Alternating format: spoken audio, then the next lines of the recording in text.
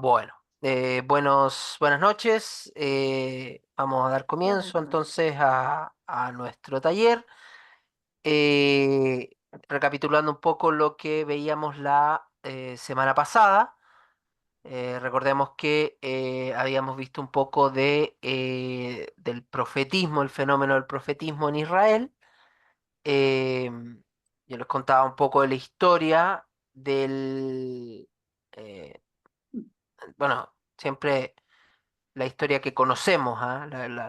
Lo que en el fondo nos relata el, el texto bíblico y bueno, y eso confrontado también con la evidencia histórica, pero eh, eh, se sabe que dentro de la historia del pueblo Israel, del pueblo bíblico, hay un momento en que, bueno, de establecimiento en Israel, en Palestina o en ese lugar, digamos, que ha recibido tantos nombres a lo largo de la historia. Israel, Palestina, qué sé yo, y bueno, Canaán. Se supone que el nombre más primitivo debería ser Canaán, porque ahí cuando llegaron perdón, los israelitas, ya vivían los cananeos. Entonces, cuando ese era el nombre que le habían dado ellos, o el nombre que recibía, que se le daba, que se conoce, etcétera. Pero más allá, ¿cuál será el nombre de esa tierra? Tiene muchos. Como digo, Israel, Palestina, Canaán, etcétera. Bueno, el asentamiento de este pueblo en esta tierra es un proceso largo. La Biblia lo va a relatar como un proceso, digamos, un poco, bueno, un relato un poco idealizado. Ya, este asentamiento, porque la Biblia va a decir que van a llegar el pueblo de Israel desde el desierto y, y permiso, digamos, y qué sé yo, cualquiera que se lo oponga, eh, las fuerzas de Israel los aplastan inmediatamente y bueno, y después, y si hay una ciudad que se opone, la destruyen y qué sé yo. Y todo este proceso, principalmente el libro de Josué, ¿ah?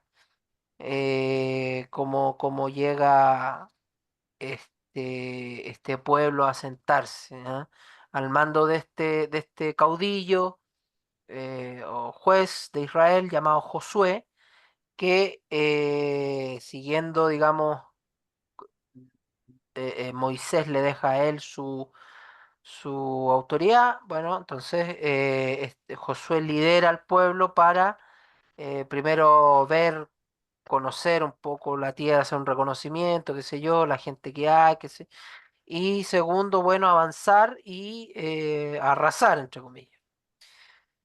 Bueno, pero esto que va a ser un proceso que en la Biblia está escrito un poco idealizado, en realidad no fue tan así, desde el punto de vista de lo que se sabe históricamente, sino que más bien fue un proceso lento, fue un proceso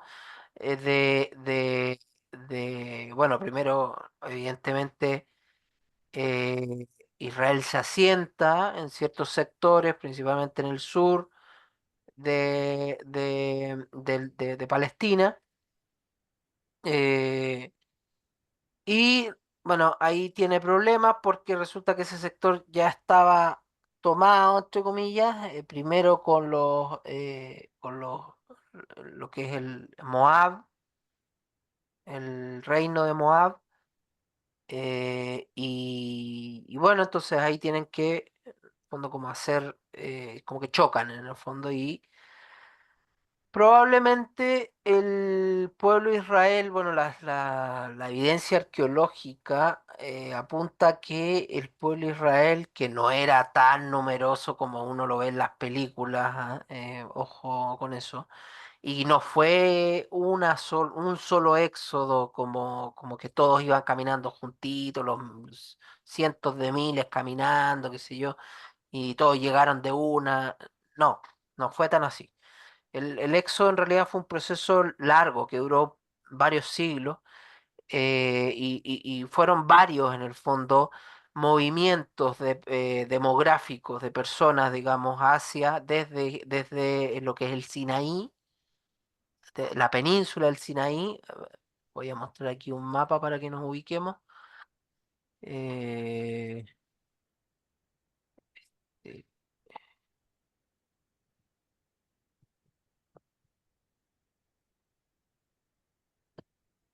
eh,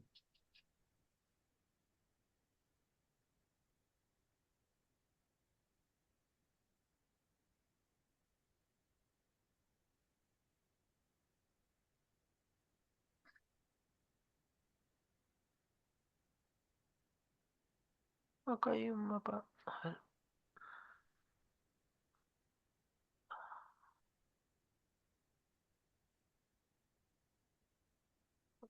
aquí. A ver, veamos.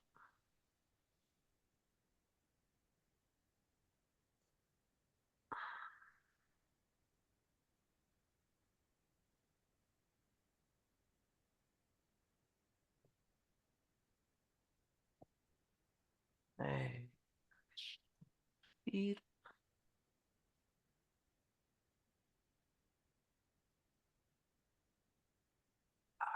ahí sí.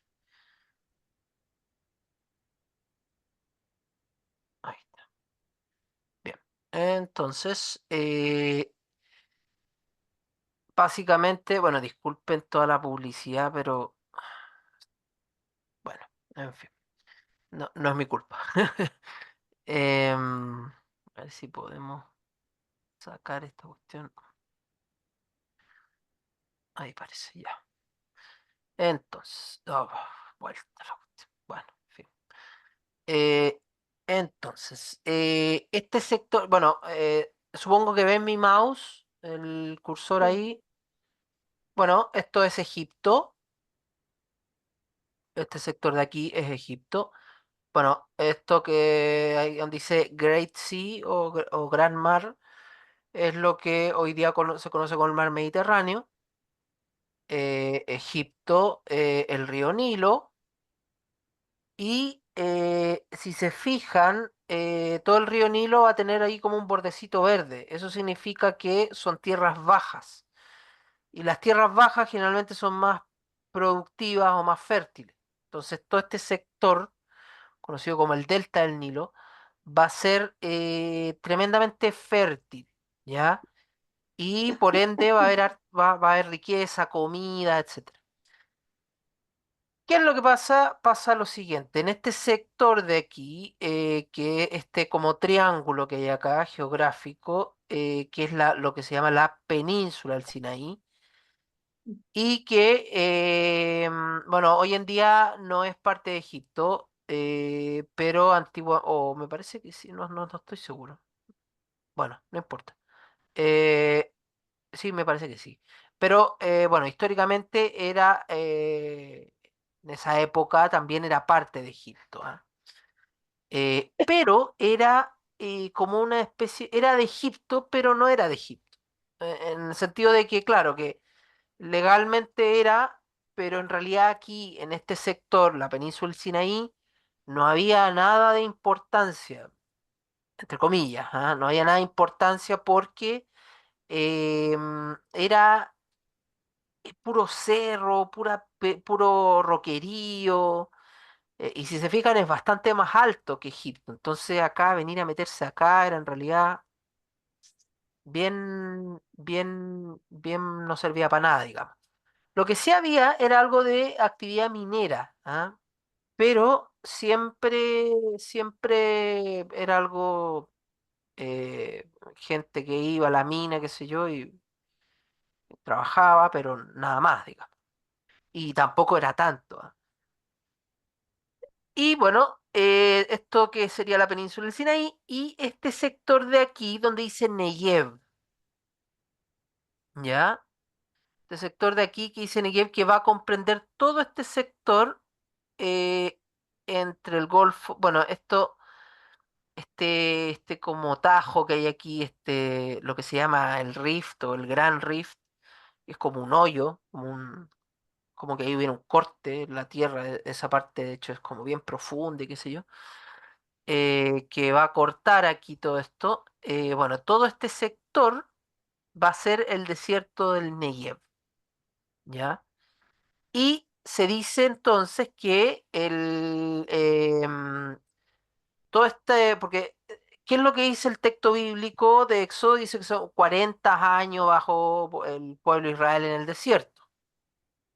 A ver, si esto lo pusiéramos nosotros ahora en Google Maps, de hecho, siempre me voy a acordar la primera clase de Pentateuco, eh, y cuando en la universidad el padre nos decía, ¿cuánto dice la Biblia que vagó, cuánto tiempo vagó el pueblo en el desierto de Israel? Que fue lo que se demoró en llegar desde Egipto hasta la tierra prometida. Entonces decimos 40 años porque es como lo que se sabe. Ahora veamos, va y pone Google Maps y pone la distancia entre, no sé, Egipto, qué sé yo, por el Cairo y una ciudad, no sé, por Jerusalén. Y uno se demora como 5 o 6 días de viaje en auto. Entonces, aunque fuera a pie, un mes caminando. No 40 años. Nadie camina 40 años. Entonces, eh, en realidad, lo que quiere decir el texto es que en el fondo, y bueno, y el número 40 también es muy armadito, es muy simbólico. 40 va a ser un número que va a estar presente en muchos lugares de la Biblia y es muy como 40 40 40 40, entonces como muy un poco sospechoso.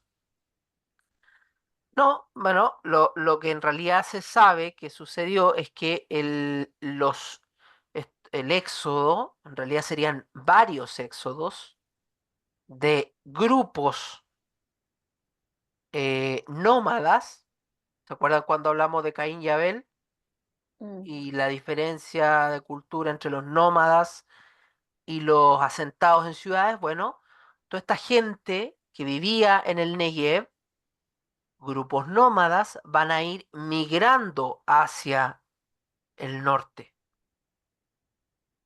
porque esta tierra es dura, es difícil vivir aquí, muy difícil. Hay espacio, pero olvídense, hay mucho espacio, pero lleno de cerros, seco, pedregales, etcétera. Entonces, es difícil. Y bueno, se dice que aquí en este sector digamos, habría tenido origen la religión del dios Yahvé, del dios, en el fondo, de Israel. ¿Ya? Y bueno, y varios textos de la Biblia nos hablan como un poco de eso, de ese origen nomádico del pueblo de Israel, de ese origen en clanes, tribus, por ejemplo, cuando Moisés se va qué sé yo, se va desde Egipto y cruza bueno, se Quítatelo un dice poquito. que a la región de Madián, que sería acá abajo, em, donde dice ahí Miriam, eh, ahí, que es parte de este sector, se dice que vivía Yetro con sus hijas y que Yetro era sacerdote de Dios, del dios Yahvé. Entonces, claramente, bueno, en el fondo está mostrando cómo la religión israelita nace en estos grupos nomádicos. El mismo Abraham también era un nómade con un clan familiar y qué sé yo, con peones, bueno, con su familia, con peones, gente que se iba sumando a ese clan, y todos compartían la fe.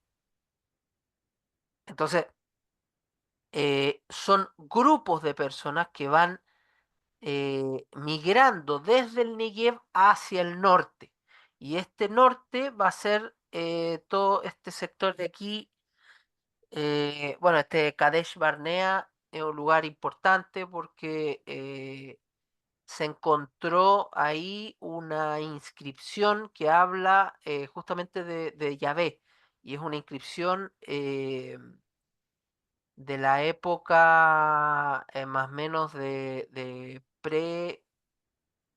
no, a ver, bueno, es más o menos de la época de Salomón ya, ¿ya?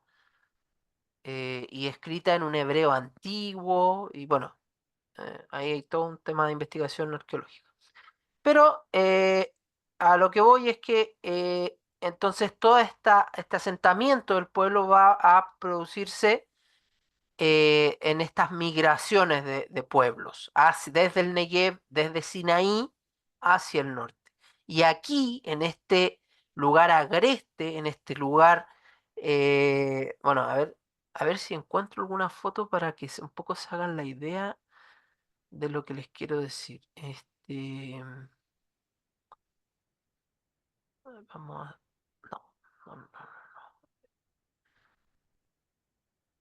no. A ver, quiero... Chuta, no. Eh,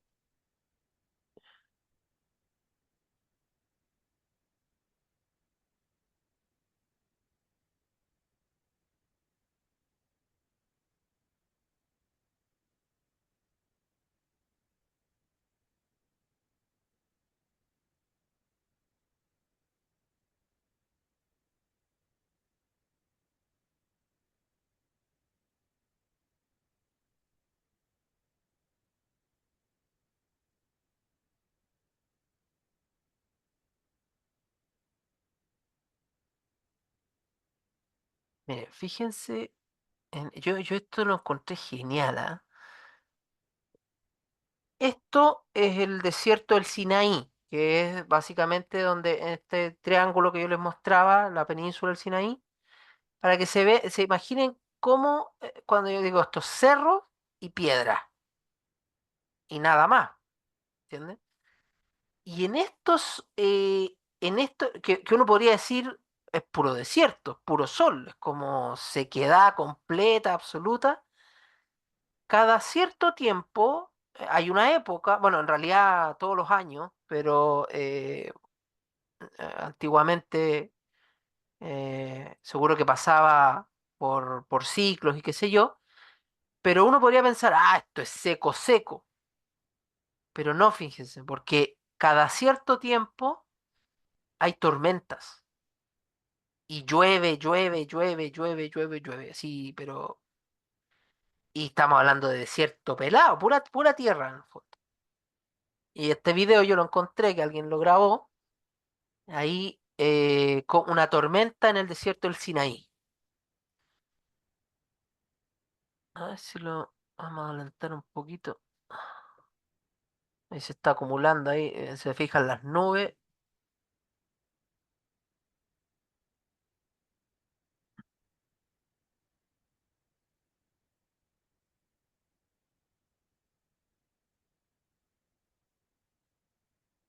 Escuchan el audio, ¿verdad? Ah, no se escucha el audio, chuta.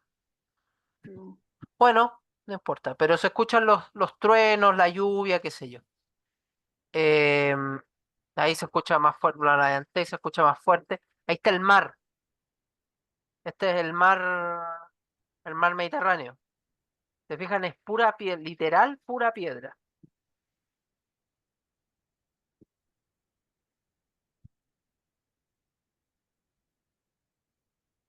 Y a ver aquí.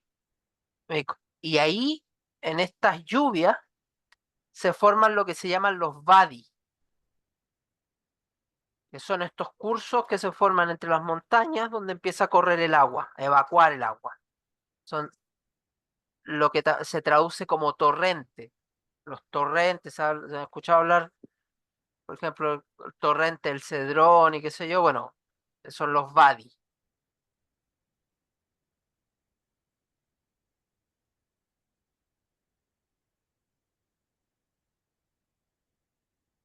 Y a ver si vamos a buscar, ahora quiero mostrarles más fotos.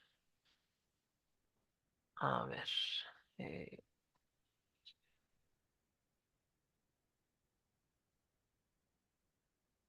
bueno, decir, por lo demás, decir desierto del Negev Es una redundancia, porque Negev significa desierto. Esto es básicamente el desierto del Negev. A ver, por ejemplo ahí. Pucha, que la tenés se puede ver más grande, pero sí, también pura piedra. Ahí están, cuando yo les digo los hablo los Vadi, ahí están, se fijan, ahí está el curso, que pasan prácticamente todo el año vacíos, ¿ah? Eh, pero cada cierto tiempo se llena de agua. Tienen estos también, estos como estos valles que se producen entre el roquerío, las piedras, y que tienden a acumular agua. Entonces, estos grupos nomádicos vivían en los caminos entre los valles y abasteciéndose de agua. eh, Realmente en las partes más planas crecía alguna hierba que podían comer los animales. Bueno, por ejemplo, ahí hay un ojo de agua. eh, y bueno, ahí está, imagínense ese cielo, ¿ah? En una cultura nomádica que la única luz que había era la de la fogata. Imagínense también lo complejo de conseguir madera. También era bien difícil conseguir madera. Bueno, en este contexto habría nacido la religión yavista o la religión que cree en Dios Yahvé. Y bueno, se dice que antiguamente este Dios Yahvé habría sido un Dios ya sea referido a las tormentas o también referido al trabajo en metales y a la metalurgia, ¿ya? Porque son las dos, como en el fondo, estos grupos nomádicos vivían de básicamente esas dos cosas. Sacaban cobre y minerales de la piedra que estaba ahí básicamente para llegar, en esa época llegaban y sacaban, estaba el metal ahí expuesto. Y bueno, también esta tierra podía sostener cierta vida por estas tormentas que llegaban así de improviso. Entonces, eh, esta figura de Dios como un Dios que no tiene imagen, un Dios que responde se habla, por ejemplo, en la Biblia se habla mucho del aliento de Dios, del Espíritu Santo, del Ruaj, que es un viento, es un aire. Bueno, este Dios tan espiritual, tan aéreo, entre comillas, habría tenido su origen aquí, en una cultura nomádica que vive en el desierto y que depende en el fondo de este Dios, porque a la vuelta del cerrito, digamos, puede haber no sé, una pandilla de ladrones, o puede haber un derrumbe, o puede haber básicamente cualquier cosa, o simplemente no hay tormenta, no hay lluvias, o simplemente, no sé, no hay suficientes pastos. En el fondo es una vida muy agreste, muy, en el fondo, vivida al extremo, muy compleja, pero en este contexto en el fondo, de vivir a la intemperie, es donde se descubre a este Dios, que sería el Dios Yahvé, ¿ya? Y bueno, bueno, todo este sector también está lleno de cuevas antiguas, hay dibujos rupestres, y todo, bueno, referido a esa. Por supuesto, bueno, también está la famosa Petra, pero Petra, vamos a ver que es parte de los otros que vivían en ese lugar, que eran los moabitas, ¿ya? Volvamos al mapa. Eh, los moabitas, bueno, habitaban. todo este sector oriental, bueno, justo con Edom, pero Edom en realidad es un reino más tardío, eh, Moab es más antiguo, y bueno, justamente ellos van a ser los habitantes más primitivos de este lugar. Entonces, básicamente todo lo que es el asentamiento del pueblo de Israel va a ser todo este choque entre toda esta migración de pueblos nómadas desde el oeste hacia el este, ¿ya? Recorriendo en el fondo todo lo que es sector del Negev, ¿ya? A la vez, estos grupos del Negev van a tener constante contacto e intercambio comercial principalmente con Egipto. O sea, el contacto con Egipto no se pierde.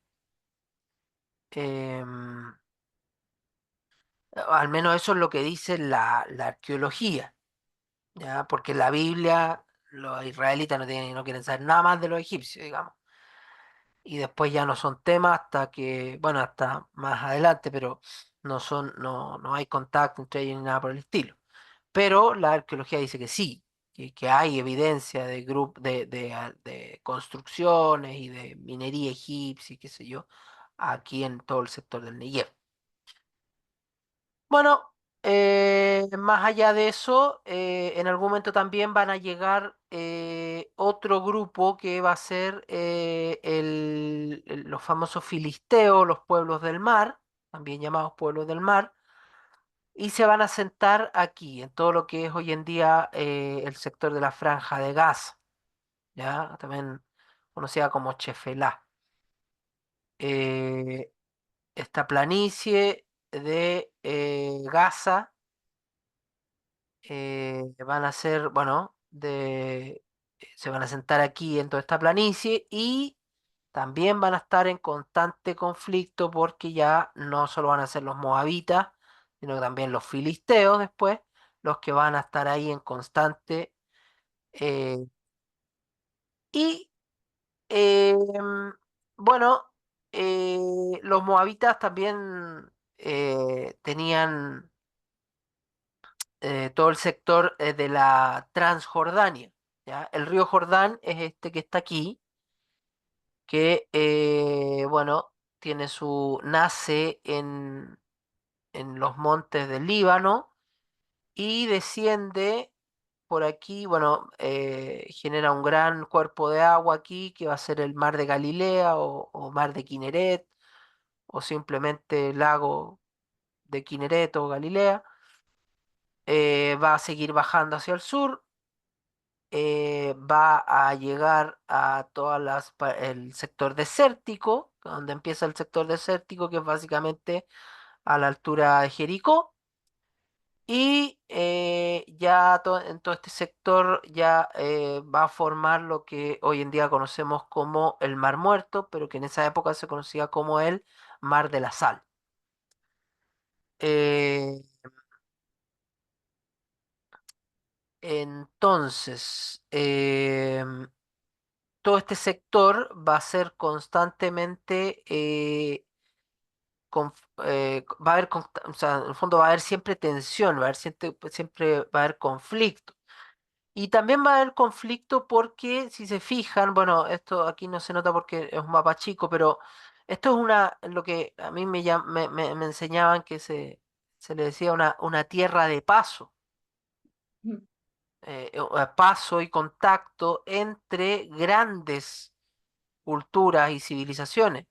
Hacia el este tenemos todo lo que es Mesopotamia, y bueno, Babilonia, eh, bueno, dependiendo obviamente de la época histórica, pero eh, eh, todo ese sector de la media luna fértil, que va a estar hacia el norte, al noroeste, perdón, noreste de aquí, eh,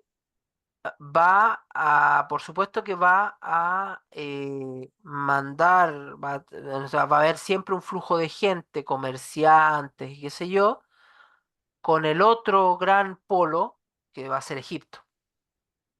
Entonces, este sector de aquí se vuelve estratégico y hasta el día de hoy lo es, digamos, porque fondo, es un pequeño camino de paso. ¿Y por qué digo pequeño? Bueno, porque todo el desierto, todo lo que es la península del Sinaí, es muy agreste y es muy alto, entonces aquí ya está lleno de cerros y aunque hoy en día hay caminos y todo, en esa época era bien complicado, entonces el cruce se hacía básicamente por este sector, por el norte, ¿ya?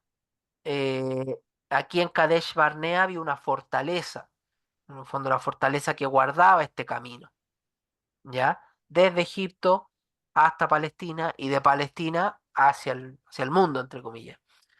Em, entonces, claro que los pueblos que se van a ir asentando acá van a estar en constante tensión de que quién en el fondo. De todos modos, hasta el siglo XII, siglo XII, la presencia de Egipto en todo este sector, incluyendo Canaán, va a ser total, digamos. O sea, a ver, hasta el siglo XII se sabe que Egipto tenía poder sobre todo esto, de todas estas tierras y sobre todo Palestina a través de reyesuelos o de reyes vasallos. O sea, reyes que, ya, sí, usted es rey de Moab, ya, sí, pero obedece al rey de Egipto, al faraón de Egipto. Entonces, eh, ahí el faraón de Egipto tenía controlado todo este sector. Entonces, este éxodo de que los israelitas se van de Egipto y van a Palestina y esa es la tierra prometida y como que viven en libertad, entre comillas, no es tan así, ya no va a ser tan así. Como digo, el relato bíblico cuando refiere a temas históricos está un poco idealizado. Entonces hay que ahí mirarlo con cuidado, hay que siempre ver y cotejarlo con la evidencia arqueológica. Entonces, eh, efectivamente Egipto tenía poder y tampoco es que, digamos, eh,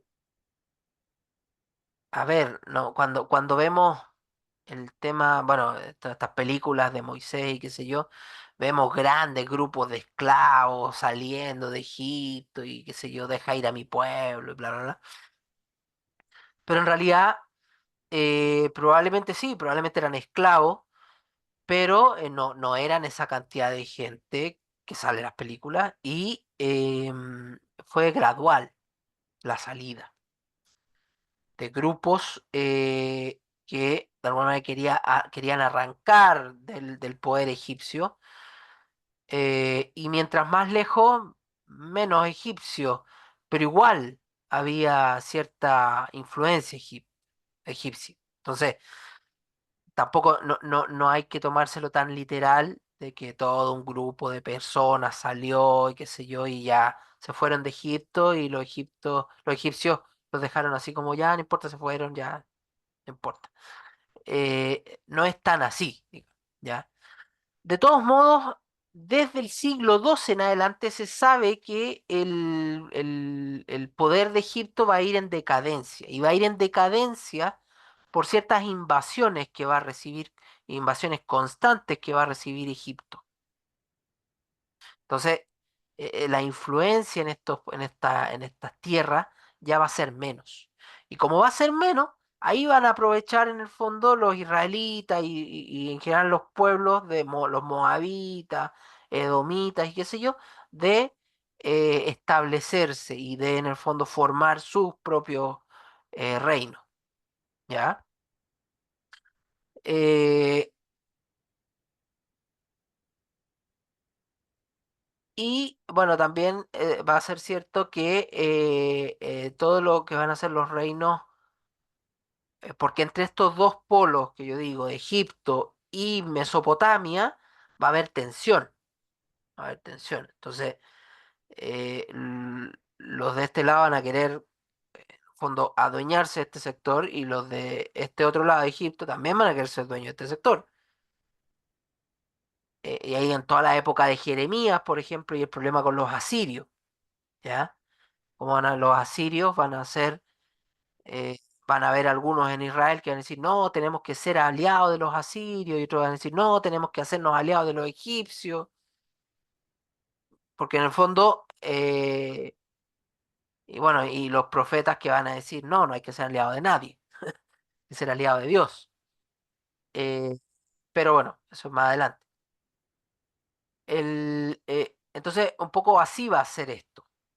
Y va a llegar un momento que se va ya a instaurar una cierta estabilidad y un cierto, en el fondo, Israel se va a sentar como un pueblo, ¿ya? Y se dice que toda esta época de primer asentamiento sería lo que se relata en el libro de los jueces, ¿ya? Ahí en el libro de los jueces, bueno, resulta, si ustedes ahí leen el libro, la primera parte del libro de los jueces, dice ahí en 1:1. Después de la muerte de Josué, los israelitas hicieron esta consulta al Señor. ¿Quién de nosotros subirá primero a combatir a los cananeos? O sea, necesitaban un líder. Yahvé, el Señor, respondió, subirá Judá. He puesto el país en sus manos. Eso es un poco sospechoso, ¿ah? Porque Judá, después vamos a ver que es una parte, ¿se acuerdan que yo la vez anterior le explicaba que en algún momento se divide Israel y Judá? Entonces, que Dios diga aquí que Judá, es muy parcializado, pero no importa. Dice, subirá Judá, he puesto el país en sus manos. Judá dijo a su hermano Simeón, sube con... Simeón era la tribu de al lado. Eh, Sube conmigo al territorio que me ha tocado, atacaremos al cananeo, luego yo también iré contigo a tu territorio. Simeón marchó con él, cuando subió Judá, Yahvé puso en sus manos a los cananeos y a los pericitas. Eh, bueno, el problema del liderazgo. Y el problema del liderazgo, bueno, resulta que el liderazgo es de Dios en el pueblo de Israel. Pero, obviamente, se necesita también un líder material, o sea, más humano, digamos. Y va a estar esta institución que se va a fundar. mm, este ahí está, en 2:16 va a decir lo siguiente. Entonces el Señor hizo surgir jueces que los salvaron de la mano de los que los saqueaban. O sea, estos jueces van a ser los líderes del pueblo. Y se van a encargar, y se llaman jueces porque se van a encargar de juzgar, se van a encargar de aplicar la ley de Dios. Por eso se llaman jueces. Y van a ser estos primeros caudillos que van a liderar, perdón, al pueblo contra, en las batallas y en el fondo en la protección del pueblo, contra los cananeos y otros pueblos. Dentro de la categoría cananeo aquí en el texto entran los moabitas y bueno, en fin. En algún momento los ponen, ¿ah? Los moabitas, hablan lisa y llanamente los moabitas o los edomitas, qué sé yo. Pero en general los cananeos van a ser todos juntos, toda la gente que vive aquí antes que el pueblo de Israel. Eh, entonces estos jueces, bueno, van a haber varios, qué sé yo, líderes, por ejemplo, Débora, eh, qué sé yo, Geber, bueno, en fin. eh, Otniel, Ehud, Barak, Gedeón, Abimelech, bueno, son varios jueces, y entre ellos también está el famoso Sansón, ¿ah? En el capítulo 13 del libro de los jueces, el famoso Sansón, el que bueno, el que está casado con, bueno, se casó con una mujer. Se fijan, bueno, aquí a esta altura ya tenían los problemas con los filisteos, y justamente Sansón se casa con una mujer filistea para generar algo, en el fondo estas alianzas, para que haya cierta paz, convivencia. Y al final la mujer lo traiciona y bueno, como conocemos ya la historia que es bien famosa. Pero eh,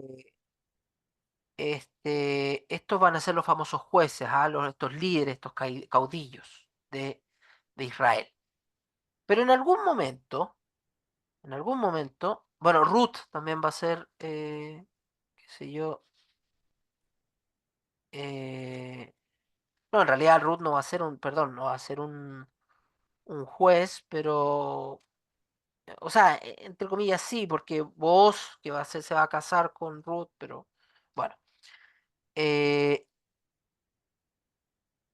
y bueno, Ruth es una de las, va a ser una de las ascendencias del rey David, ¿ya? Y bueno, después llega ¿cómo se llama? La época ya del pueblo ya un poco más asentado, un poco más tranquilo, eh, y un pueblo que ya tiene una cierta paz que le permite generar una institución religiosa, una autoridad política, qué sé yo, que bueno, serían estos jueces, pero em, y bueno, llega la época de donde aparecen los primeros profetas. Y el primer profeta que va a tener Israel, históricamente, o bueno, desde el punto de vista de la Biblia, va a ser Samuel, ¿ya? El primer profeta. Y este Samuel bueno, va también, entre comillas, también va a ser va a ser ahí como, es difusa la, porque claro, sí, es profeta Samuel, pero a la vez en algún momento va a liderar al pueblo de Israel contra los filisteos. Entonces, también va a ser como un juez. Entonces, la distinción entre profeta y juez bueno, el profeta es una autoridad política. O sea, el juez es una autoridad política. El profeta puede ser una autoridad política, pero tiene un rol particular y es anunciar la voluntad de Dios, que en cierto modo igual lo hacen los jueces, ¿ah? Pero la particularidad de Samuel es que él recibe un llamado y es, bueno, no sé si conocen bueno, es famoso el texto de la vocación de Samuel. Me gustaría de todas maneras igual revisarlo. Eh, bueno, ya quería terminar hoy día, quería terminar un poquito antes, así que vamos a avanzar un poco más nomás y vamos a continuar la próxima vez. Bueno, y aquí ya en el libro de Samuel, si pueden ahí buscar, fíjense, bueno, cuenta todo lo que es desde el capítulo 1 hasta el capítulo 8 básicamente, o en realidad, no es que, pero todo lo que es la primera parte, de cómo Samuel en el fondo, Samuel niño, después ya Samuel digamos, con un rol, qué sé yo, eh, que recupera el arca, porque los filisteos le roban el arca al pueblo, derrotan al pueblo, roban el arca. Samuel es capaz cuando Samuel se hace famosillo o importante dentro del pueblo de Israel, va a ser hasta el capítulo 7. Desde el capítulo 8 en adelante, se va a seguir hablando de Samuel, pero ya va a empezar a hablar de Saúl, que va a ser el primer rey de Israel, ¿ya? Pero de eso seguro que vamos a hablar más adelante porque es todo lo que es el proceso de institución de la monarquía. ¿Se acuerdan que yo les decía que uno de los rasgos propios del profetismo era estar ahí en constante tensión con la monarquía de Israel? Estaba el rey y estaba el profeta. Bueno, esto va a empezar aquí, va a empezar con Samuel y Saúl. Después va a continuar con David y Natán, y bueno, en fin. Eh, y después van a haber otros, profetas y rey. Eh, si se fijan ahí en el capítulo 2 del libro primero de Samuel, capítulo 2 del libro primero de Samuel, hay un texto que es conocido como el Cántico de Ana. Es un texto muy, muy antiguo.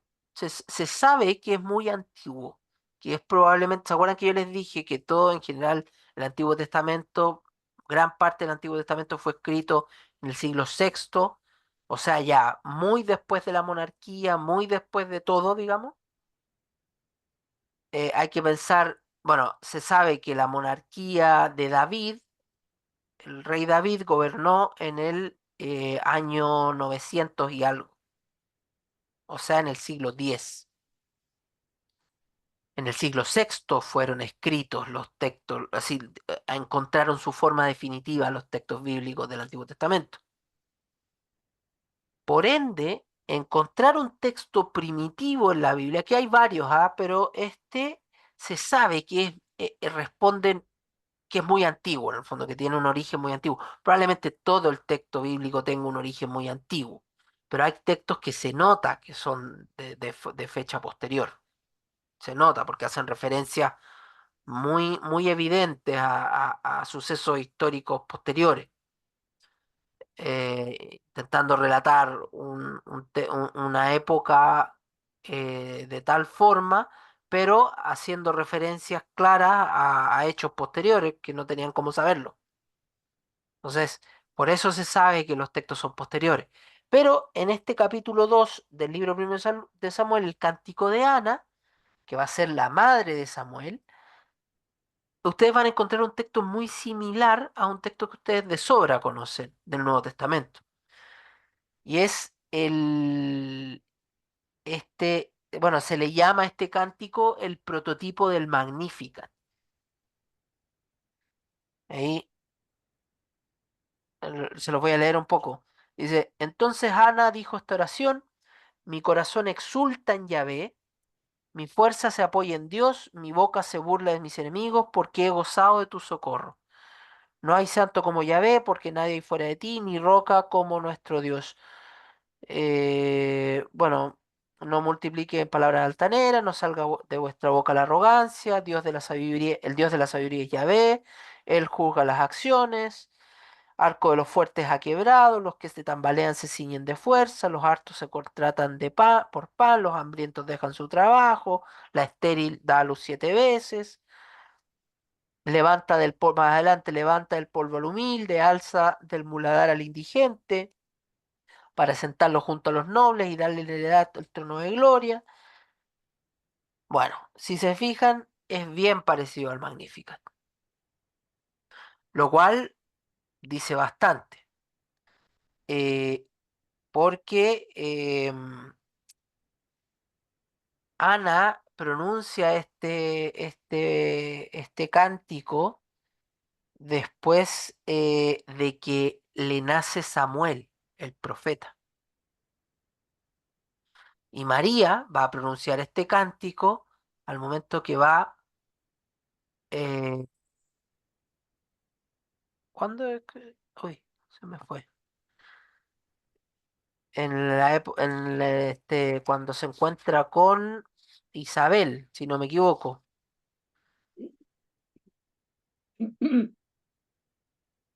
Claro. ¿O no? Sí, sí, sí. Cuando se encuentra con Isabel, e Isabel da a luz a un varón, o sea, va a dar a luz a un varón que va a ser profeta, que es Juan el Bautista. Eh, y eh, bueno, va a significar entonces todo esto. Bueno, ahí después ustedes pueden leerlo con calma. Todo este texto es bien bonito del nacimiento, bueno, todo lo que es la primera parte del libro de Samuel es bien bonita. Em,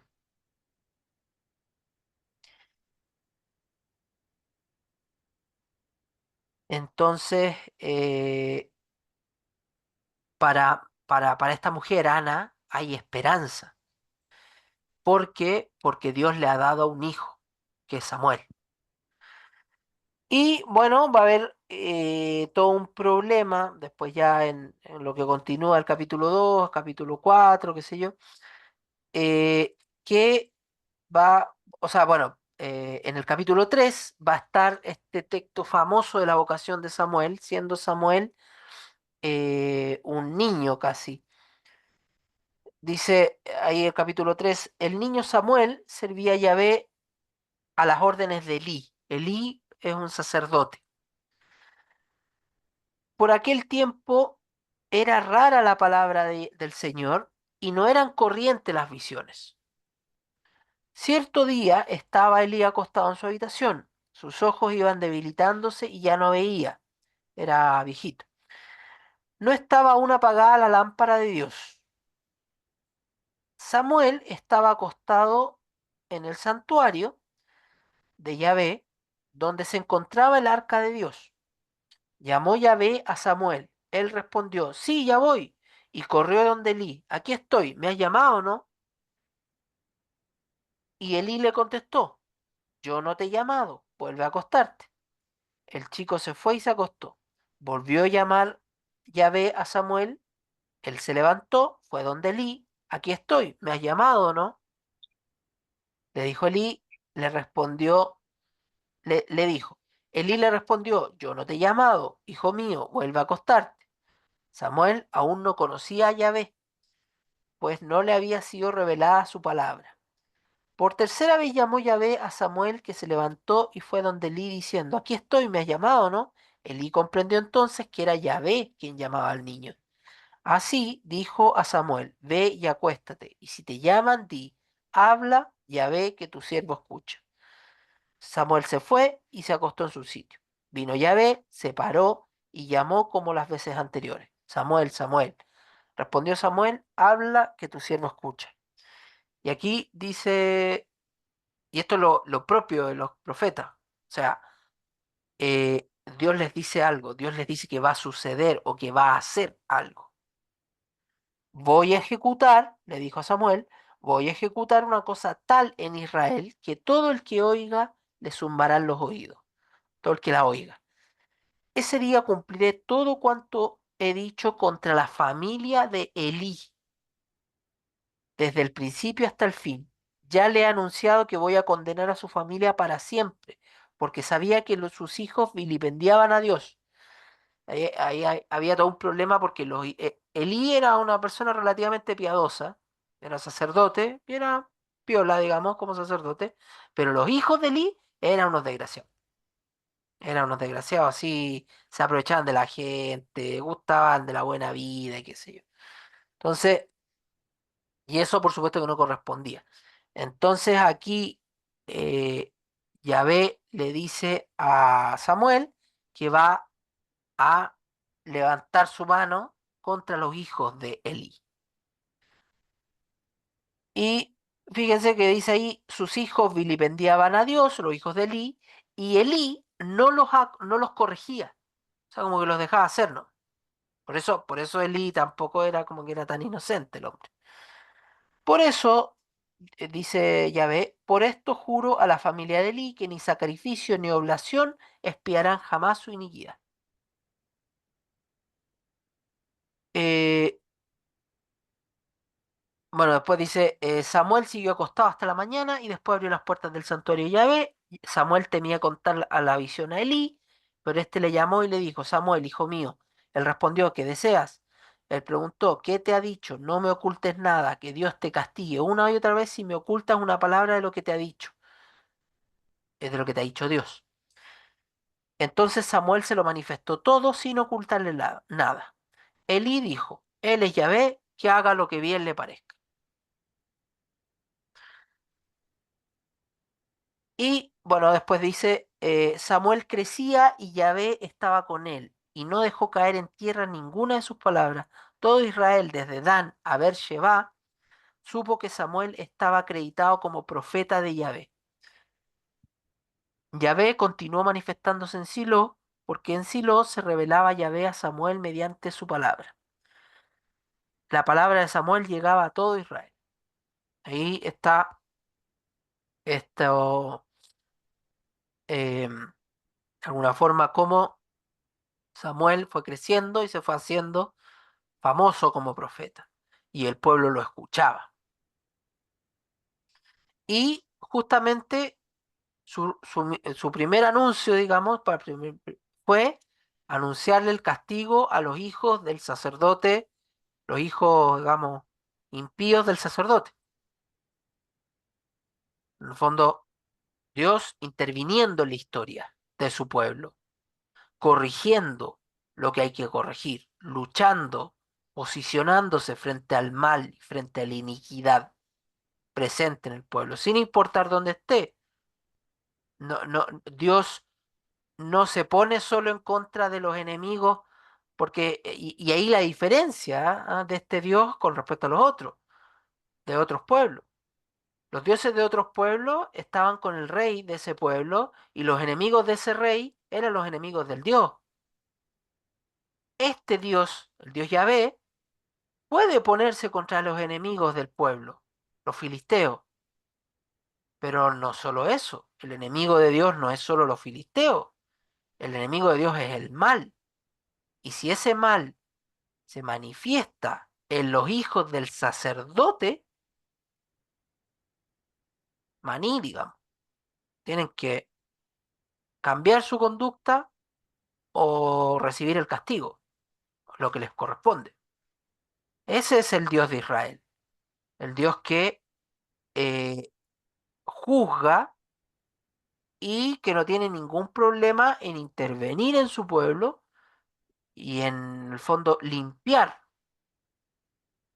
No es solo un ente que se posiciona como justificador de las acciones de un rey, sino que perfectamente Dios se puede ir contra el rey, o contra el líder, o contra el sacerdote, o contra la autoridad en el fondo del pueblo de Israel, y no hay ningún problema. Y es por eso entonces que va a surgir eh, esta tensión, porque cuando el rey, ya después cuando haya rey, cuando haya monarquía en Israel, cuando haya rey, la autoridad no siempre va a ir caminando o no siempre va a ir del fondo siendo fiel a la ley de Dios. Y entonces va a salir el profeta para decirle las cosas que hay que decirle y anunciarle que Dios puede levantar su mano contra el rey eh, si así lo determina necesario.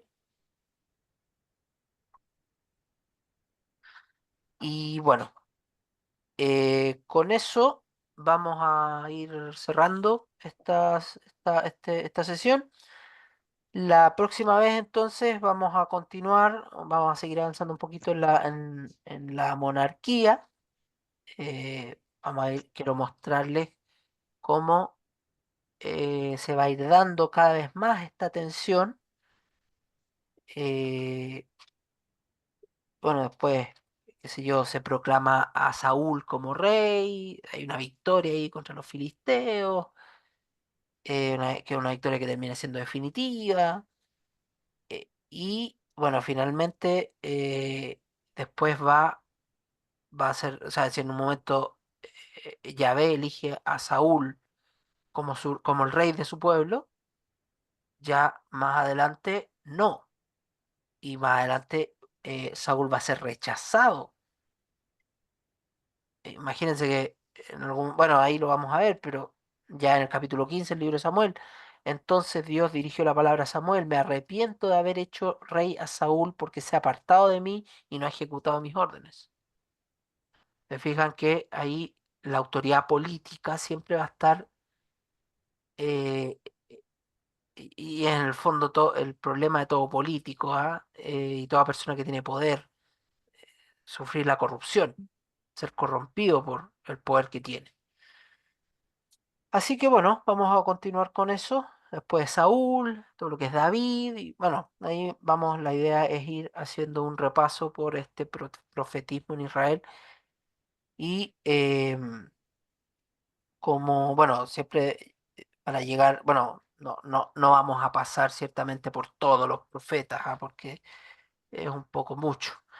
Pero sí, básicamente para poder llegar a, bueno, lo que ya decíamos la vez anterior, al Deutero Isaías, que la verdad es que encuentro una muy buena síntesis de lo que es el profetismo. Así que eso. Ya. Bueno, Gracias, nos Felipe. vemos en 2 semanas más. Igualmente. El día 27 nos estaríamos reuniendo nuevamente por este mismo canal. Y Si Dios quiere. sí, si Dios quiere, por supuesto, que tengan unas bonitas fiestas patrias, descansen en lo que Igualmente, puedan, Jaime. Igualmente para ti, tu disfruten ahí familia. con la familia y todo, y Eso. nos veremos. Muchas gracias. Buenas noches. Buenas Saludos a noches a todos. todos. Chao. Felices fiestas para todos. Felices fiestas para todos. Sí, Ah, gracias, igualmente.